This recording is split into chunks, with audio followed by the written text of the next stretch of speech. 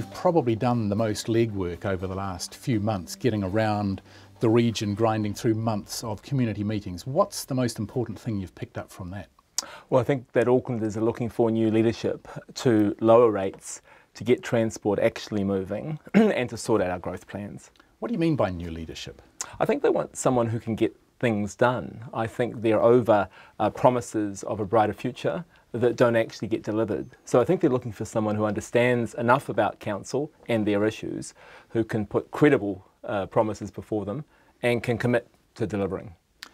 So what hasn't been done? I mean, if you talk to people at the Auckland Council, they would give you a catalogue of stuff that's happened in the 5 years that's been in existence.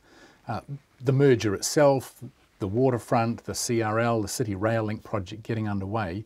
What hasn't been happening? Well, I think what hasn't been happening is we haven't been able to keep a handle on the costs to ratepayers. So 9.9 average residential rates this year, inflation's not even 1%. And ratepayers rightly look at that and think, well, hold on a minute, am I feeling like I'm getting 10 times more value from council? And of course they're not. But that 9.9, that was a basic rate rise, and then the bulk of that comes in the transport levy, which is there to fund projects. So which bit wouldn't you have done there? Sure, roughly half of it's the transport levy, you're right, and half's the basic rate. And the issue is, if people are being asked to pay more for transport, I think it's reasonable that they should be able to see some of the improvements. And 5 years on, or even in the scope of what's happening with the transport levy, most people around Auckland are not seeing improvements that they think justifies the spend. And I want to turn that around and focus on the local transport projects that they've been telling us for 5 years they want fixed. So you would drop the big ones? I mean, the City Rail Link is about to start. Are you quite happy for that to power on? The City Rail Link's going to happen.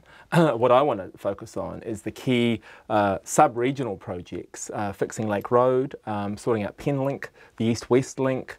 These are issues that actually to the people in those communities are frankly more important than some of the larger regional projects the current mayor's been campaigning on.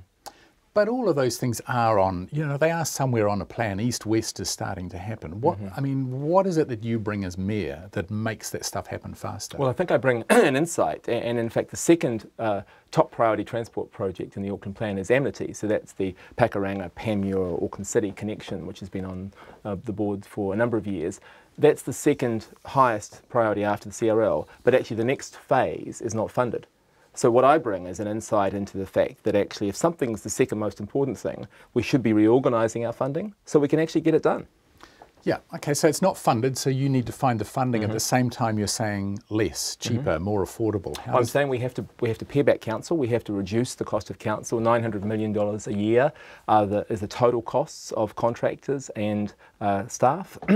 Maybe 200 million is the contractors, 700 million is staff. We need to pare that right back so we can spend more on the things that Aucklanders are saying they want fixed, particularly transport. That? I mean, that's an easy one to throw out there and say, $700 million on staff, we'll chop a lump off.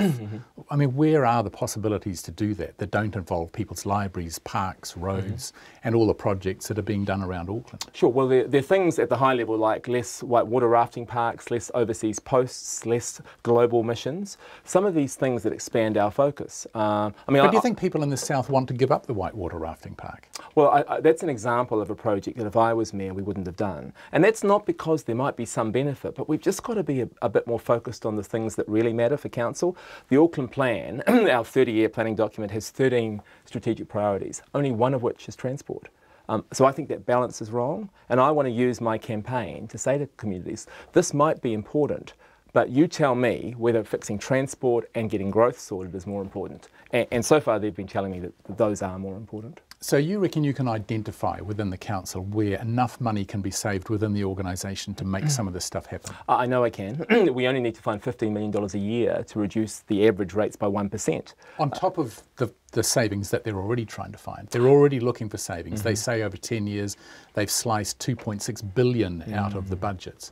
So they've got to keep finding the savings plus your savings on top. Of course, those savings that council talks about are based on the transition authorities numbers, which I think most would agree weren't robust now. So I think if we look at what we know, in the next 10 years, there's only around $5 to $7 million a year of savings planned for the next 10 years, and that's not enough. There's opportunities to reduce the core But within the transport budget, we need to reprioritise within that budget, actually spend less on renewals, because I think we gold plate the 45% of the transport budget, and focus that more on the lake roads and the amenities and other important regional projects.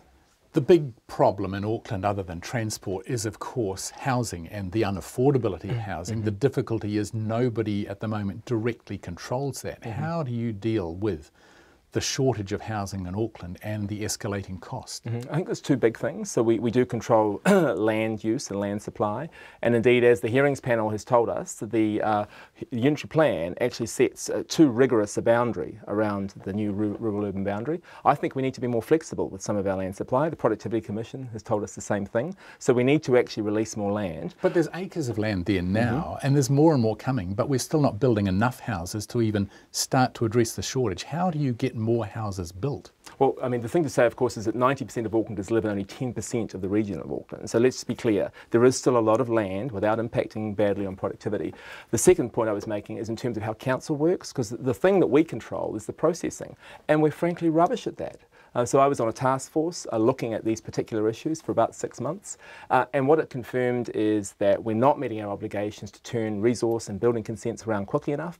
Building consents, council largely controls, and we're not quick enough, we're not smart enough, and I have developers telling me we could get more houses built in Auckland if council did a better job, and I think I'm well placed to help improve that. But if you build them faster, you've still got to have someone who wants to build them, and Auckland is still building far fewer than the 13,000 it needs a year. So does the council itself need to get hands-on and start building affordable housing? No, I don't think it does, because I talk to people in the development community, people building big developments and people building small developments, and they say I could be building more houses more quickly if council was easier to work with. And we've got a bit of a model. The Special Project Office, the Housing Project Office, that specialisation has been part of the solution. We need to extend that more broadly throughout council to get council working more quickly.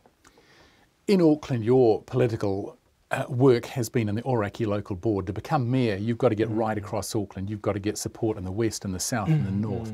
How do you plan to do that? Well, one of the key reasons why I'm standing for mayor is because I've been able to get a level of support from council colleagues around the region. I've been working on this for a year, really, engaging with It's the million voters you've got to get, though.